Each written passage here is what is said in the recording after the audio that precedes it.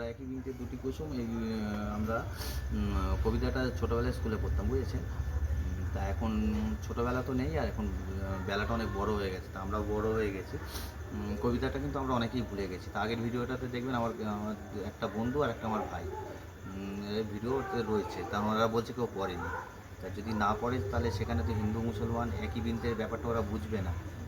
ব্যাপারটা হচ্ছে, এসব ব্যাপার ছাড়ুন, বৃন্তের ব্যাপার ছেড়ে দিন। আমি ক্রিকেট খেলার কথাটা বলি। কদিন আগেই আমাদের টি-20 ওয়ার্ল্ড কাপে ইন্ডিয়া চ্যাম্পিয়ন হলো। তা সবাই দেখলাম জার্সি গায়ে দিয়ে ইন্ডিয়ার ঘুরে বেড়াচ্ছে, খুব ভালো লাগলো। একটা প্রশ্ন আপনাদের কাছে কি করতে পারি? জন্টি, করতে পারি কি তোমার? অবশ্যই, কেন করবে না। আচ্ছা, 2003 সালে ওয়ার্ল্ড কাপ কি তুমি দেখেছিলে জন্টি? আগে এটা এই কথাটা বলো তো। না দাদা, আমি তখন দেখোনি? তাহলে খুবই ছোট। 2003 সালে যখন ওয়ার্ল্ড কাপ হয়েছিল, সৌরভ গাঙ্গুলি ফাইনালে আমাদের টিম ইন্ডিয়া খেলেছিল তখন। ফাইনালে খুব বাজেভাবে অস্ট্রেলিয়ার কাছে হেরে যায় ইন্ডিয়া, বুঝেছো।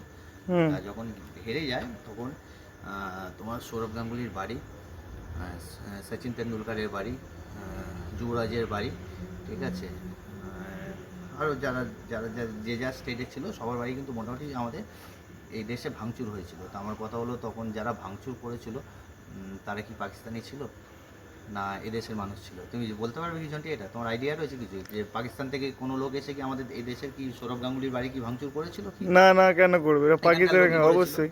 তা আমার কথা হলো দাদা, সে 10খানা ম্যাচ খেলে ফাইনালে উঠেছে, 10খানা ম্যাচ হারেনি, একখানা ম্যাচ ফাইনালে গেছে, ফাইনালি হারতেই পারে, খেলাতে হার জিত রয়েছে। অবশ্যই। হেরে গেলে তার বাড়িতে ভাঙচুর করাটা তো ঠিক না। না না, অন্যায় অন্যায়, এটা অন্যায় তো। তার বাড়িতেও ওনার মা বাবা রয়েছে, ভাই বোন রয়েছে, সন্তান রয়েছে, সব কিছু রয়েছে। এই জিনিসগুলো যদি আপনাদের বাড়িতে করা হয়, আপনারা কি ভালো লাগবে আপনাদের? না, একদমই না, একদমই না। ভুল হয়েছিল মনে হয় কাজটা। একদম ভুল, অবশ্যই। দেখো, এটা তো পাকিস্তান না যে হেরে গেলে প্লেয়ার 1 মাস পাকিস্তানে ঢুকতে পারবে না, এটা ইন্ডিয়া, ঠিক আছে। তা প্লেয়ার ভালো খারাপ খেলতেই পারে, হারতেও পারে, তার জন্যে বাড়ি ভাঙচুর এটা মনে হয় না আমার দিক থেকে ঠিক।